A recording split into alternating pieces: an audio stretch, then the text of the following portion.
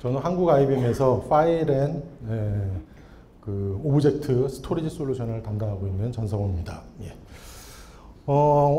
AI를 위한 GPU판 구축 시 스토리지 설계 방안 이런 제목으로 한 40분 동안 제가 준비한 장표에 대해서 설명을 드리도록 하겠습니다. 주 내용은 이렇게 되어 있습니다. 사실 이거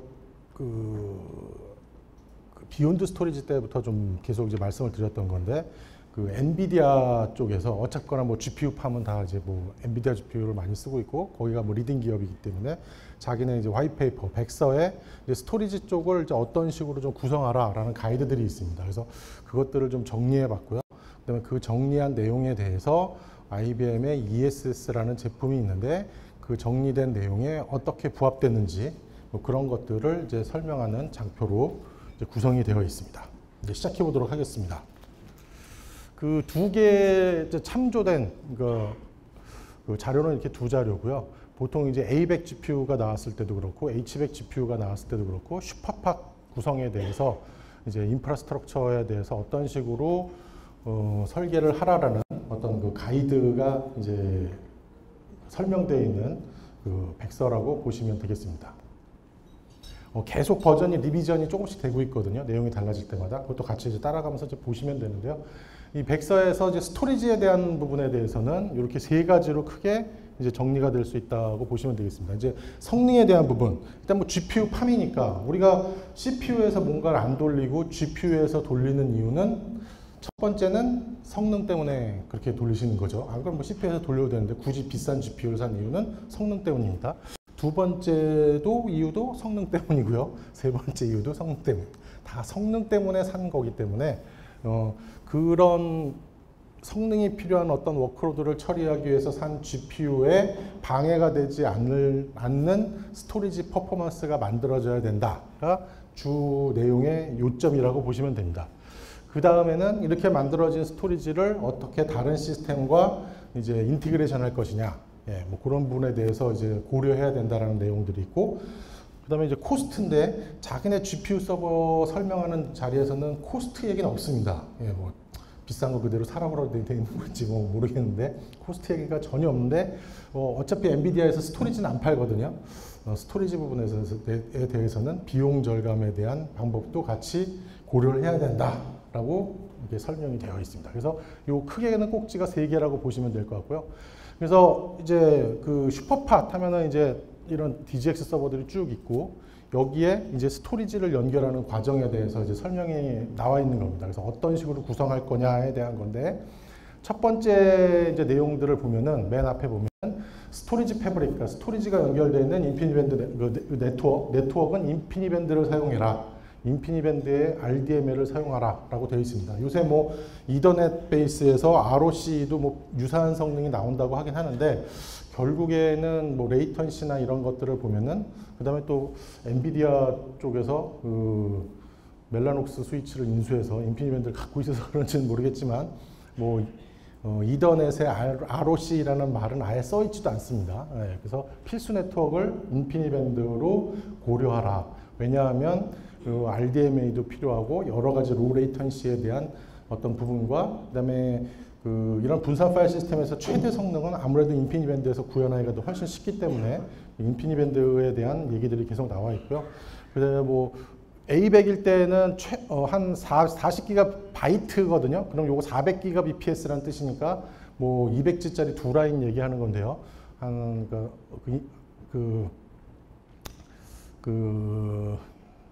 하여튼 간에 200G짜리 두 라인 이상 연결해라라고 되어 있고, 그 다음에 H100에서는 200G짜리 두 라인, 적어도 두 라인은 연결해야 된다. 그래서 요 앞에 조사가 바뀌었는데 하여튼 이렇게 되어 있습니다.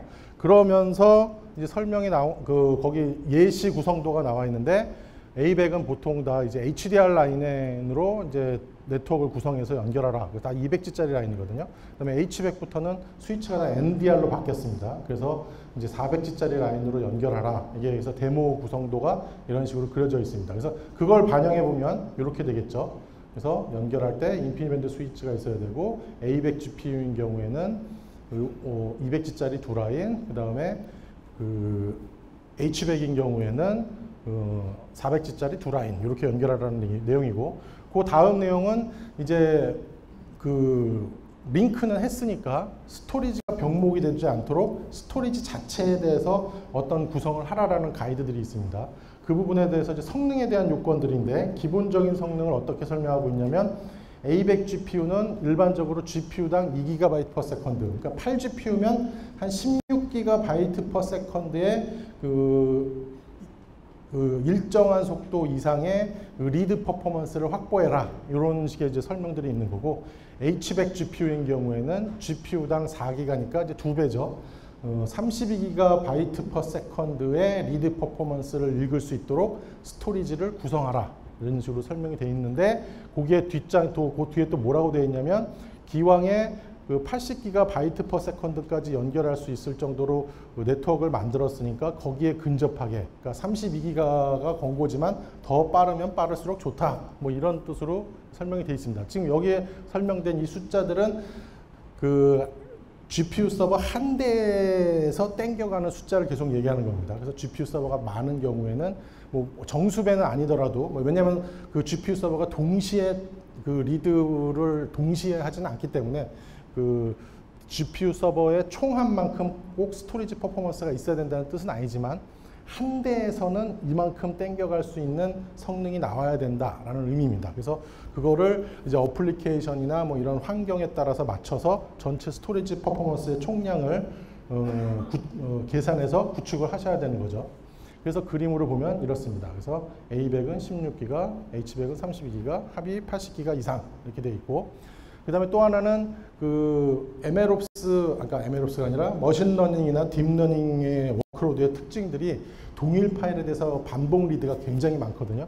그래서 그런 부분을 고려해서 그 리드 캐시 히트를 높일 수 있도록 그 구성을 해라. 근데 그 리드 캐시를 스토리지 컨트롤러에다 놓는 게 아니라 GPU 사이드에다 가깝게 하라고 되어 있어요. 그래서 GPU 쪽에 좀 더 가까운 쪽, 그러니까 여기 HGX A100 보드 이런 그 8GPU 서버 보드에 보면은 그 NVLink 연결되어 있는 각 GPU마다 할당되어 있는 그 PCI 스위치가 있는데, 거기에 NVMe 디스크를 꽂을 수 있는 게 하나씩 다 붙어 있거든요. 그래서 GPU랑 굉장히 가까운 곳에 NVMe 디스크를 인터널로 장착할 수 있도록 그 보드가 설계되어 있습니다. 그래서 그 NVMe 디스크들을 이 파일 시스템 캐시로 이용할 수 있는 방법들을 이제 고려하라라는 얘기입니다. 그렇게 해서 설명들이 쭉 있고, 여기에 이제 제가 그 부분에 대해서 이제 이 부분은 또 한글로 좀 번역을 했는데요.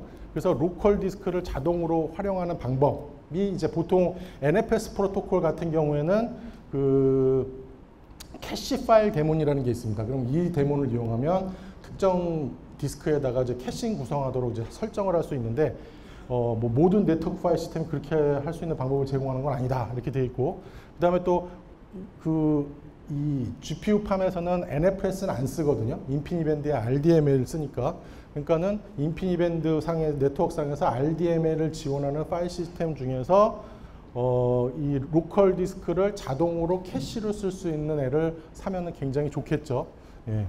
굳이 제가 이렇게 번역을 이렇게 다 해놓은 이유는 ESS는 이걸 지원하기 때문입니다. 그래서 뭐 그런 의미로 보시면 될 것 같고, 어쨌거나 이런 가이드가 이제 백서에 설명이 되어 있습니다.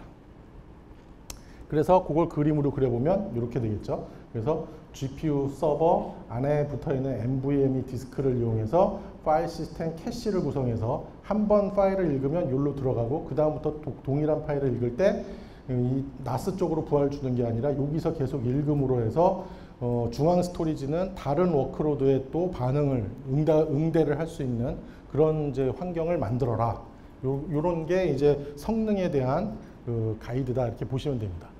그 다음에는 인티그레이션 위드 아더 시스템, 다른 시스템과 연동 방안을 고려하라고 되어 있는데, 그 내용이 뭐냐면, 이렇게 시스템이 이렇게 구축이 되어 있을 때 요 스토리지에 대해서 뭐 기존에 이제 뭐 데이터가 수집되어 있는 뭐 스토리지가 온프라미스 안에 있는 뭐 NAS나 오브젝트 스토리지다 그러면 여기 있는 데이터를 어떻게 땡겨갈 건지, 아니면 여기서 만들어진 데이터를 이쪽으로 옮겨서 어떻게 배포를 할 건지, 뭐 이런 부분에 대해서 그 데이터 전송 라우트나 이런 것들을 같이 고려하라는 거죠.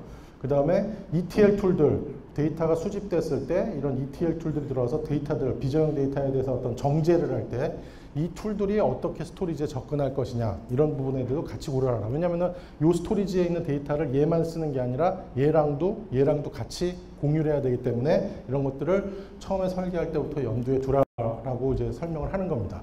그 다음에 이제 여기서 이제 최종적으로 만들어진 데이터에 대해서 뭐 유저가 그걸 가져간다든지 아니면 타 어플리케이션에서 이 데이터를 참조해서 다른 작업을 돌린다든지 뭐 배포한다든지 하는 어떤 그런 거랑도 연동에 대해서 고려하라는 얘기고, 아예 퍼블릭 클라우드 쪽이랑도 어떻게 연동을 할 것이냐. 그래서 뭐 데이터가 퍼블릭 클라우드를 통해서 수집이 되면은 그 수집된 데이터를 어떻게 안으로 가져올 거고, 뭐 다시 뭐 결과를 어떤 식으로 던져서 다시 배포를 할 것이냐, 이런 부분에 대해서 전반적으로 고려를 하라는 얘기입니다.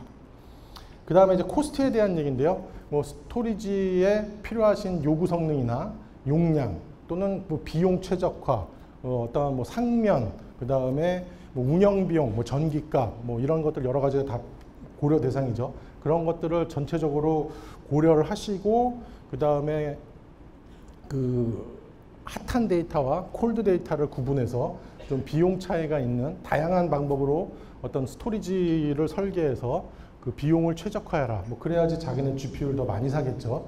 하여튼 그래서 뭐 이런 내용들이 써 있습니다. 그래서 뭐 그 테크놀로지나 뭐 어떤 타입이나 이런 것들에 대해서 전방위적으로 검토하라. 이런 식으로 이제 멘트가 써져 있는데 그걸 정리해 보면 이렇습니다. 그래서 스토리지를 구성할 때 우리가 뭐 검토할 수 있는 게 NVMe, 또 NLSAS 디스크, 그다음에 테이프, 그다음에 바깥에 있는 오브젝트 스토리지나 NAS들 이런 것들을 어떻게 통합해서 그 성능을 해치지 않는 상태에서 비용을 최적화할 것이냐, 이런 부분에 대해서도 충분히 검토하라. 뭐 어떻게 하라라고는 설명이 안 돼 있고요. 충분히 검토하라라고 돼 있습니다.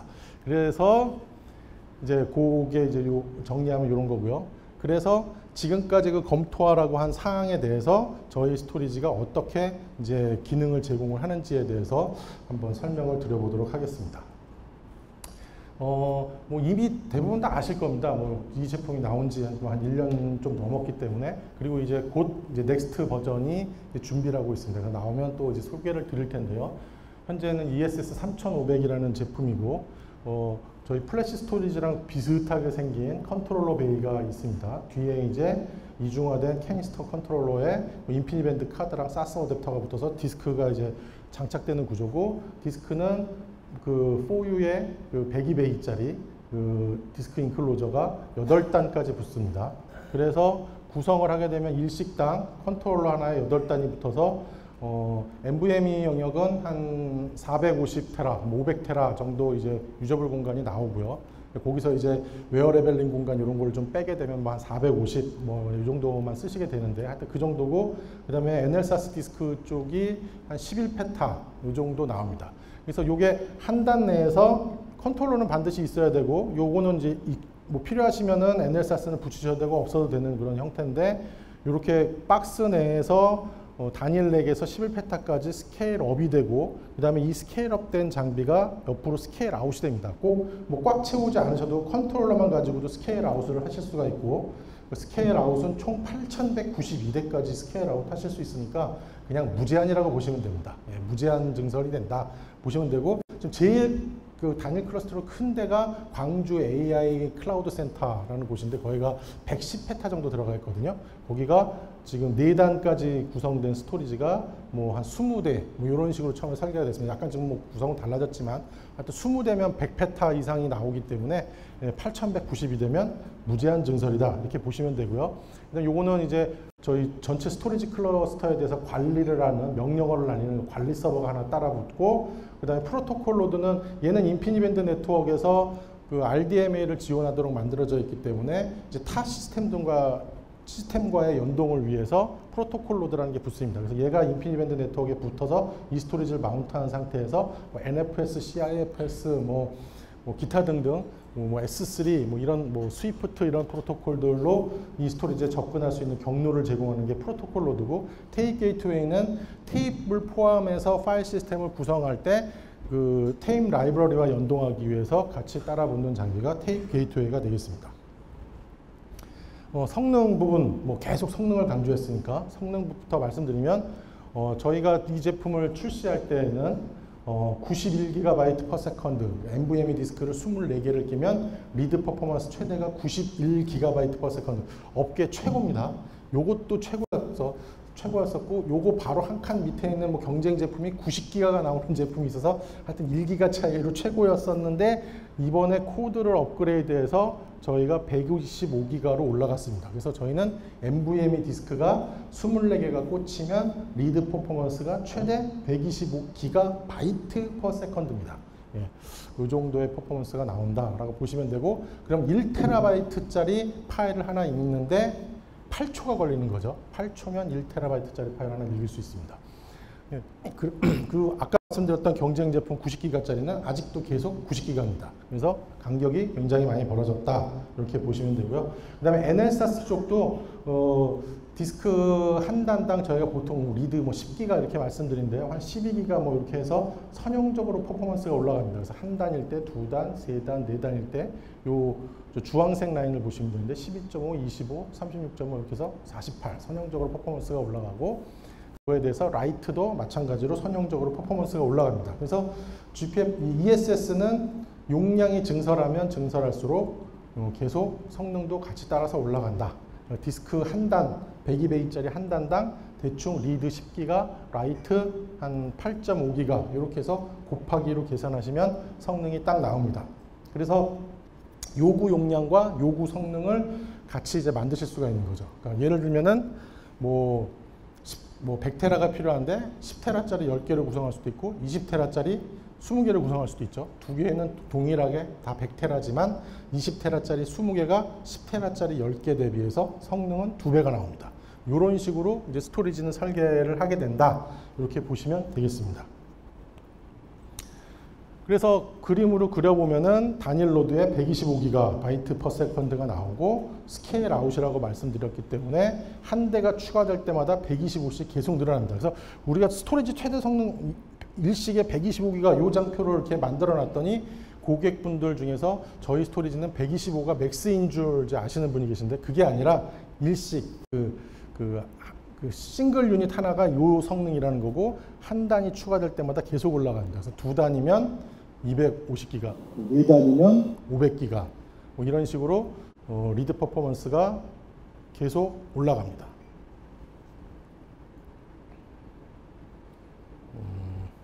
그 다음에 아까도 계속 말씀드렸지만은 엔비디아에서 계속 얘기하는 거는 스토리지 전체 성능보다는, 뭐 그것도 물론 당연히 중요하지만 이 개별 GPU 서버에서 단일 로드에서 성능을 얼마나 땡겨갈 수 있냐가 이제 계속 중요하다고 말씀드렸죠.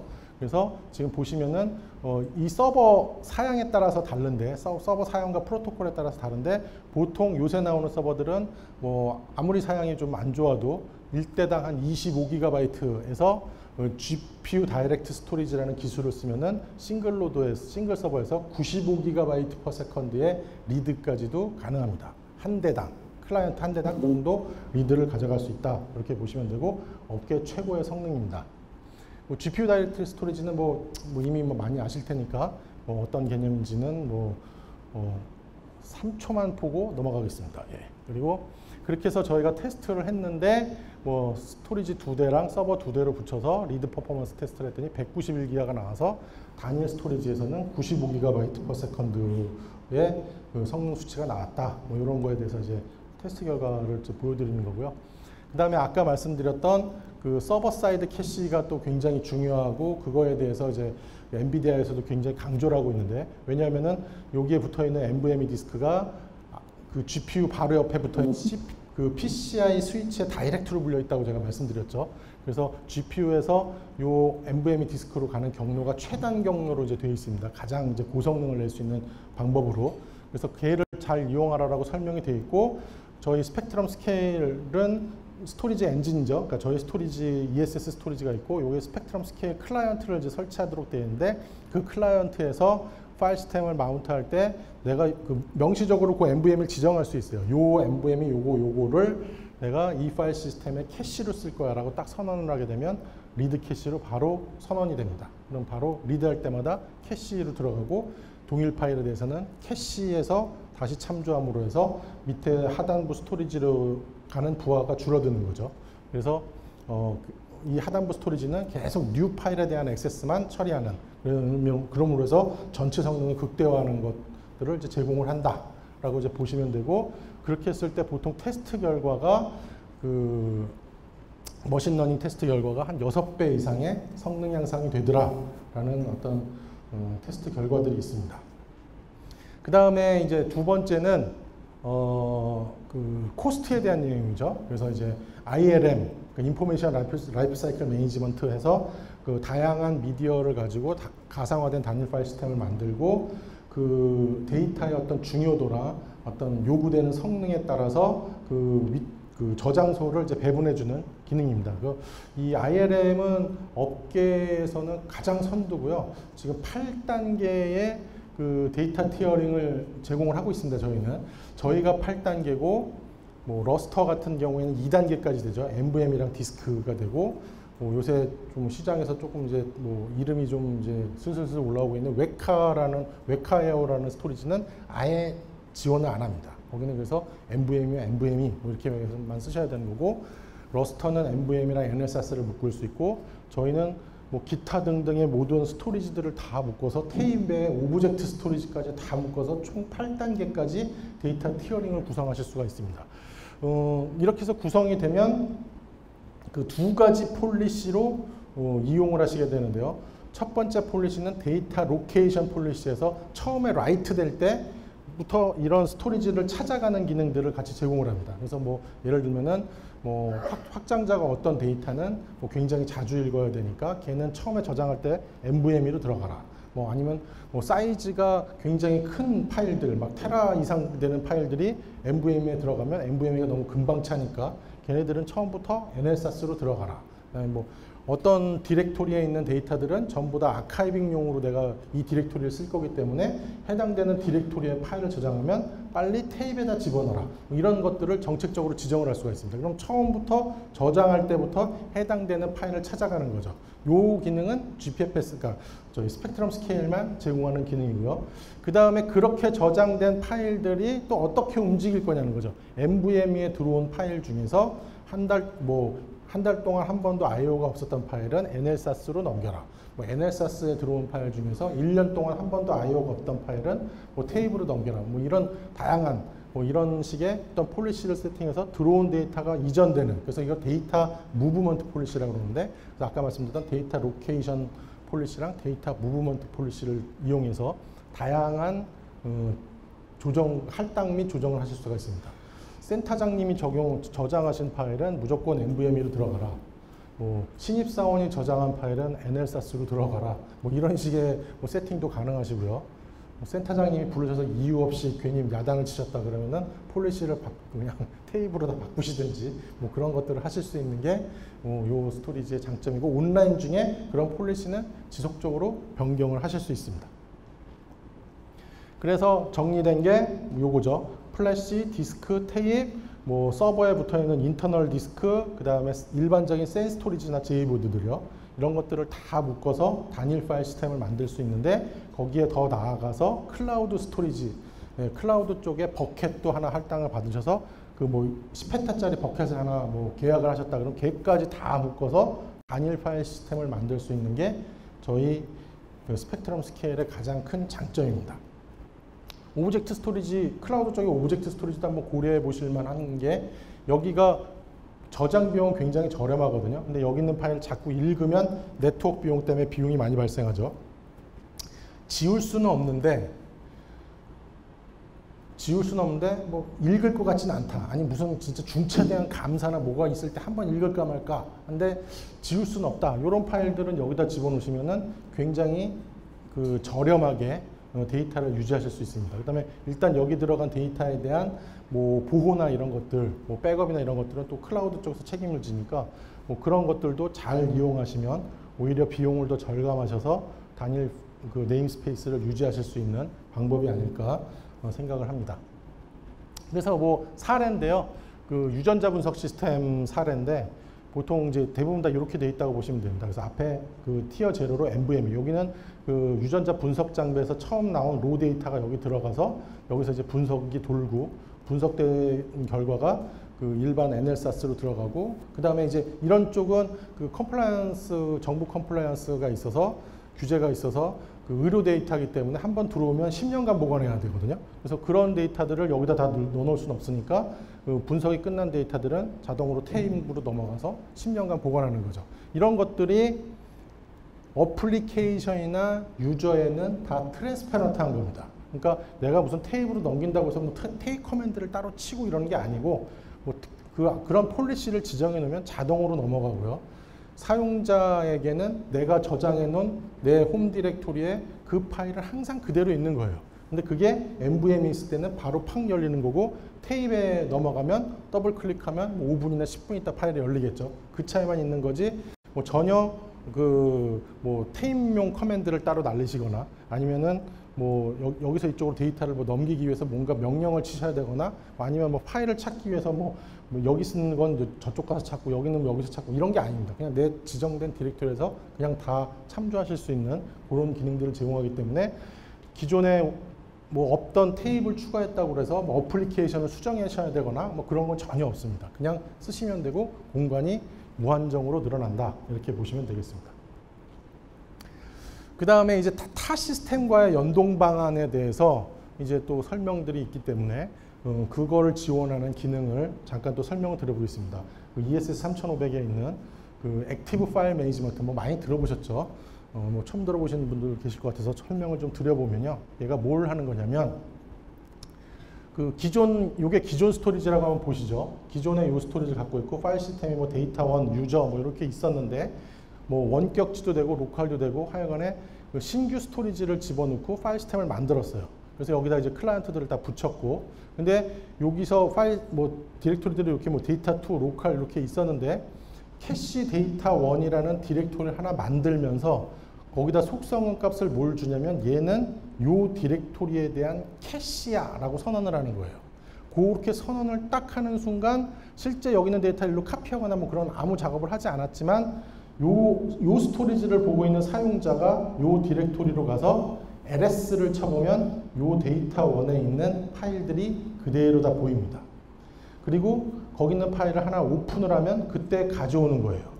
그래서 그 다음에는 그 다른 사용자가 동일 파일에 대해서 요청을 하면 여기서 가져오는 게 아니라 여기서 서비스가 되는, 말 그대로 진짜 뭐 캐시처럼 동작을 하는 겁니다. 그렇게 해서 뭐 쓰다가 얘 사이즈를 한 100테라로 제한을 줬는데 100테라가 꽉 찼다. 근데 또 다른 파일을 요청했다 그러면 제일 오래된 파일부터 내려가고, 이런 식으로 뭐 캐시처럼 동작을 합니다. 그래서 리드 온리로 마운트 할 수도 있고, 그럼 리드 온리만 됩니다. 아니면 여기 거꾸로 뭐 한쪽 방향으로 항상 이쪽이 홈이, 그러니까 저희가 이걸 홈이라고 부르고 이걸 캐시라고 부르는데, 소스 쪽을 홈, 캐시는 캐시 이렇게 부르는데, 이렇게 서로 이렇게 섞을 수도 있어요. 그래서 뭐 또 캐시를 또 리드 라이트 캐시로 선언할 수도 있습니다. 그럼 여기에 라이트가 되고 그 파일에 해당 파일에 업데이트도 되는데, 업데이트나 라이트가 되면 이 홈 쪽에 어싱크로 최대한 빨리 복사를 해서 싱크를 맞춰주는 그런 식으로 이제 구성이 되도록 되어 있습니다. 근데 여기서 보면은 이런 캐시는 반드시, 그러니까 저희 그 스펙트럼 스케일에서 제공하는 기능이기 때문에 ESS 스토리지가 있어야 되는데, 홈 쪽은 반드시 뭐 당연히 ESS는 되고 ESS가 아닌 스토리지도 됩니다. 그래서 홈은 일반 NAS들, NFS v3를 이상 지원하는 일반 NAS나 오브젝트 스토리지도 홈이 될 수 있습니다. 그래서 이 개념을 가지고 이 기능을 어떤 식으로 응용을 하냐 해서 사례를 뒤에다 좀 만들어 봤는데요. 여기는 자동차 자율주행 시스템 사례인데요. 여기는 그 DGX 슈퍼팟이고, 여기는 일반 GPU 팜인데, 일반 GPU 팜은 기존 NAS에 이제 연결이 되어 있었고, DGX 슈퍼팟이 들어오면서 인피니밴드로 저희 스토리지가 올 NVMe 버전으로 5대가 들어갔습니다. 그래서 한 500기가, 600GB per second 뭐 이 정도 이제 성능으로 이제 구성을 했는데, 데이터는 이제 처음에 수집된 데이터는 다 여기 있거든요. 그래서 얘를 네트워크로 뭐 액세스 하다가 너무 느리니까 담당자가 손으로 카피를 했죠. 이쪽으로. 근데 이제 저희가 분명히 그때 AFM 기능에 대해서 설명을 드렸었는데, 이제 까먹으셨는지 수동으로 카피를 하고 계셔서 왜 그렇게 하시냐. 그래서 이제 구성을 해드렸는데, 여기에 NAS 익스포트들이 있잖아요. 이 익스포트들을 제가 홈이 NFS v3도 된다고 말씀드렸기 때문에, 요새 뭐 NFS v3 안 되는 NAS는 없으니까 일반 NAS는 다 된다라고 보시면 돼요. 그래서 일반 NAS에 있는 익스포트들을 다 캐싱을 해서 연결해 가지고 여기에 파일이 들어오면 바로 보입니다. 그 다음에 파일이 들어오고 다음날 뭐 분석이 들어간다고 뭐 그 확실한 파일이 있으면 처음에 읽을 때 물론 가져가는데 그렇지 않고 미리 캐시에다가 푸시하는 기능도 있어요. 그래서 파일이 떨어지면 밤새 푸시하는 커맨드에서 푸시가 되고 뭐 그게 완료가 되면 된 거고 안 되더라도 다음 날 작업이 돌아가면 미처 안 된 파일들도 뭐 캐싱되어 있기 때문에 바로 액세스가 되겠죠. 뭐 이렇게 쓰는 사례들. 그래서 뭐 저성능 나스 가속기 뭐 이렇게 이름을 붙여놨는데 뭐 그 타 외부에 있는 나스와 데이터의 연동 방안에 대해서 이제 활용을 해볼 수가 있는 거고요. 또 하나는 뭐 여기는 DMZ 스토리지 데이터 관리 뭐 이렇게 되어 있는데 내부 네트워크에서 스토리지와 온프라미스 분석 시스템으로 뭔가 자료를 다 분석을 한 다음에 그 대국민 서비스로 데이터를 이제 배포하는 그런 업무입니다. 이게 외부 사용자들이 접속하는 거는 외부 네트워크에 시스템이 꾸며져 있고 거기 이제 스토리지가 있죠. 여기가 이제 뭐 10페타, 20페타 이렇게 넘어가면 그 배포해야 될 데이터도 많아질 거기 때문에 여기도 이제 뭐 몇 페타, 뭐 10페타, 20페타 계속 이제 증설이 돼야 되겠죠. 근데 이제 그렇게 안 하고 100테라짜리 NVMe 디스크 하나 딱 집어넣습니다. 성능은 막 받쳐줘야 되니까 NVMe를 집어넣고 요 100테라를 이런 뭐 대국민 자료 제공 뭐 이런 폴더가 있다고 하면 걔에 대해서 이제 캐싱을 걸어 놓은 거죠. 그러면은 특별히 여기 있는 파일을 뭐 일로 옮기려고 노력할 필요도 없고 여기에 대량의 데이터 스토리지도 필요가 없습니다. 여기다가 작업해서 집어넣어 놓으면 바로 여기서 보이고 읽어가는 거죠. 보통 이런 데는 그 전일 생산된 데이터에 대해서 액세스가 제일 많기 때문에 전일 생산된 데이터들은 대부분 다 캐시에서 이제 존재를 할 거고요. 그 다음에 이제 이 내부망, 외부망에 대해서 특정 서버로만 통해서 데이터가 액세스되어도 되어 있기 때문에 보안도 강화가 되어 있습니다. 그래서 그 다음에 여기 리드 온리로 마운트해서 뭐 혹시 여기가 해킹이 돼서 들어오더라도 여기 있는 파일에 위변조가 안 되도록 이제 그렇게 구성이 되어 있는 거죠. 굉장히 이제 심플하게 이제 구성이 된 거고 어차피 외부에서 데이터를 가져가는 거기 때문에 외부 네트워크에 버틀넥이 있어서 요 방화벽 통과하는 요 라인보다 이쪽이 더 느립니다. 외부 네트워크 쪽이. 그러다 보니까 거의 캐싱돼 있지 않은 데이터들도 거의 이제 뭐 실시간에 가깝게 액세스될 수 있는 그런 효과를 보여주는 게 요런 이제 방법이 되겠죠.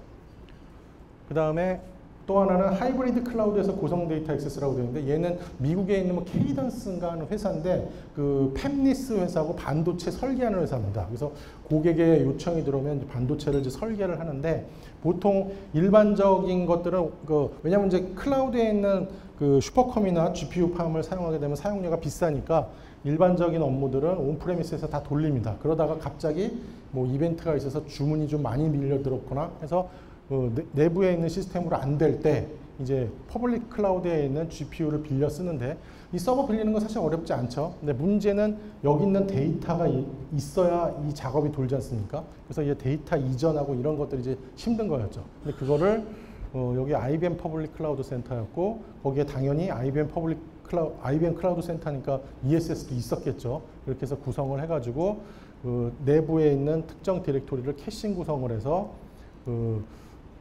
필요할 때마다 얘를 할당받고 할당받으면 데이터가 바로 보이기 때문에 작업을 돌릴 수 있는 환경을 만들어서 굉장히 유연하게 전체적인 시스템을 운영하는 그래서 하이브리드 클라우드에서 항상 문제가 되는 데이터 이전 문제를 해결하는 솔루션이 저희 AFM이라고 자신 있게 설명을 드리도록 하겠습니다. 그 다음에 또 다른 사례는 보면은 이건 병원 유전체 쪽인데요. 얘도 유전자 분석 시스템이 특정 업체에 있고 병원 내에는 유전자만 분석해주는 장비, 일루미나 시퀀서라는 장비가 있는데 그 장비가는 병원에 있습니다. 그럼 병원에서 한 사람의 데이터를 분석을 하면은 한 1테라 정도가 떨어지는데 그거 떨어질 때마다 핸드캐리로 이쪽으로 여기는 이제 서울이고 여기는 수원에 있는 회사거든요. 그걸 계속 옮기고 어쩌고 저쩌고 하기가 너무 힘들겠죠. 그래서 이제 여기다 갖다 놓고 이더넷으로 여기는 그냥 저기 CIFS로 마운트한 겁니다. 요게 이제 요 워크스테이션이 윈도우즈이기 때문에 요거는 요 회사에서 고정된 시스템이라 바꿀 수가 없거든요. 그래서 유전자가 분석이 되면 워크로 떨어지는데 이 워크로 떨어지는 게 저희 스토리지로 들어오고 여기는 캐싱 구성을 했는데 리드라이트 캐시로 구성을 한 거예요. 그래서 여기에 파일이 들어오면 막 라이트 되는 와중에 계속 복제가 일어납니다. 근데 보통 유전자 분석 한번 돌리는데 하루 정도 돌거든요. 그럼 하루 동안 1TB 데이터가 계속 떨어지면서 떨어지는 동안에 또 계속 복사가 되고 있기 때문에 여기 작업이 완료가 되면 데이터도 거의 다 넘어가 있는 상태예요. 그래서 금방 데이터가 넘어가고 그 다음에 여기서 분석 작업을 돌려서 다시 해당 병원 디렉토리에다가 결과 파일을 떨어뜨리면 여기서 바로 보이죠. 그래서 그 파일을 가지고 뭔가 진단이나 이런 데 사용하는, 그래서 이렇게 데이터를 원격지에서 주고받는 쪽에 요 AFN 기능에 대한 도입 사례가 있습니다. 그 다음에 요거는 이제 오브젝트 스토리지에 대한 얘기인데요. 저희가 홈이 오브젝트 스토리지도 된다고 말씀드렸지 않습니까? 그래서 오브젝트 스토리지에 버켓에 모든 데이터가 저장이 되어 있는 거고, 이게 이제 S3 프로토콜의 특징이 이제 파일 수집이나 이런 데서 굉장히 용이하지 않습니까? 그래서 뭐 리모트에서 뭔가 파일을 전송해서 그 퍼블릭 클라우드에 있는 오브젝트 또는 온프레미스에 있는 오브젝트 스토리지 데이터가 저장이 되면 이거를 이제 뭐 GPU 팜에서 뭔가 분석을 하신다고 하시면은 이걸 또 GPU용 스토리지로 카피하는 게 아니라 홈 캐시 구성을 해놓으면 여기에 파일이 들어가면 여기에 있는 캐시 디렉토리에서 파일이 실시간으로 보입니다. 그래서 바로 읽어가지고 이제 분석을 할 수 있는, 아니면 뭐 프리패치를 할 수도 있고 뭐 바로 직접 읽어서 분석을 돌릴 수 있는 기능을 제공하는 게 요 구성이다라고 보시면 될 것 같고요.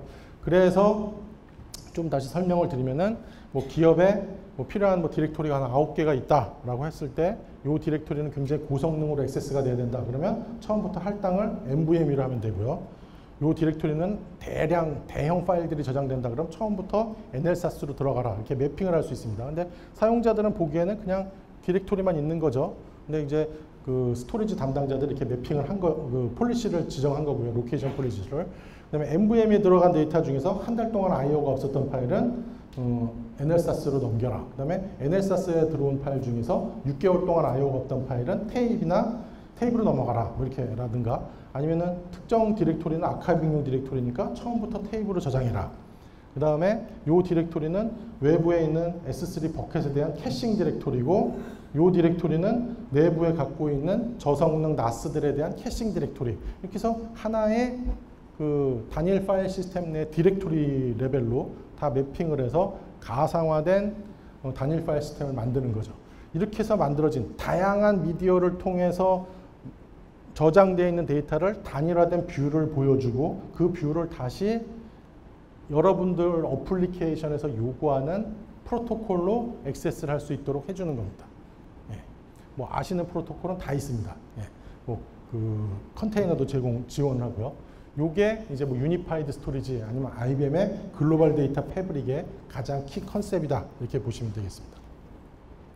그다음에 뭐 데이터 보호 쪽에 대해서는 이제 뭐 그 엔비디아 가이드에는 없었지만 잠깐 저희만 또 되는 기능들이 있어서 좀 조금 더 설명을 드리면요. 스냅샷이죠. 스냅샷을 디렉토리별로 256번씩 뜰 수 있는데, 이 스냅샷이 그냥 스냅샷이 아니고 저희가 항상 말씀드리는 세이프가디드 카피, 그러니까 랜섬웨어에 대응하는 솔루션이 적용된 스냅샷입니다. 스냅샷은 뜨면 원본 파일이 뭐 랜섬웨어에 감염이 되더라도 스냅 이미지에 대해서는 절대 그 침략이 안 되는 그런 보호를 이제 제공하고 있고, 그 다음에 이제 그 뭐 해킹이나 뭐 이런 거 들어오실 정도의 훌륭하신 분이면 저희 GPFS 커맨드, 스펙트럼 스케일 커맨드도 아실 확률이 있어서 그분들이 들어와서 스냅이 얼마나 떠져 있는지 보고, 기왕 와서 다 감염을 시켰으니까 뭐 스냅도 지우고 가실 수도 있잖아요. 그래서 그런 부분에 대한 이제 보안 정책이 들어갔는데,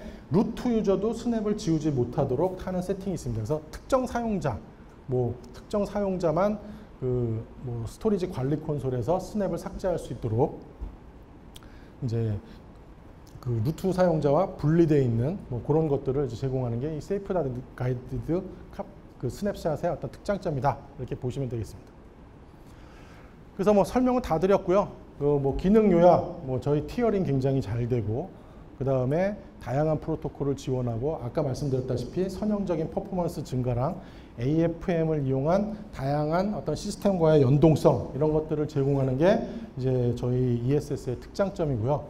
그래서 앞으로 이제 구성을 어떻게 하시면 되냐면 GPU 서버에 이제 스토리지를 붙이는 거죠. 그거를 저희 ESS 3500으로 연결하시면 되고, 그 다음에 GPU 서버에 있는 그 NVMe를 디스크를 꽂을 수 있는 그 자리에다 꼭 NVMe를 꽂으셔서 로컬 리드 온리 캐시를 구성을 하십시오. 그 다음에 타 시스템과의 연동을 위해서 AFM 서버와 프로토콜 서버들을 붙이시고 걔를 이더넷에 연결해서 다양한 어플리케이션과 또 외부 어플리케이션과 연동하도록, 외부 스토리지와 연동하도록 구성을 하실 수가 있습니다. 그래서 이런 다양한 워크로드에 적용할 수 있는 게 ESS의 특장점이다. 이렇게 보시면 되겠습니다. 한 10초 정도 지났는데요. 예, 잘 마친 것 같습니다. 질문 없으실 것 같고요. 예, 다음 세션으로 넘기도록 하겠습니다. 감사합니다.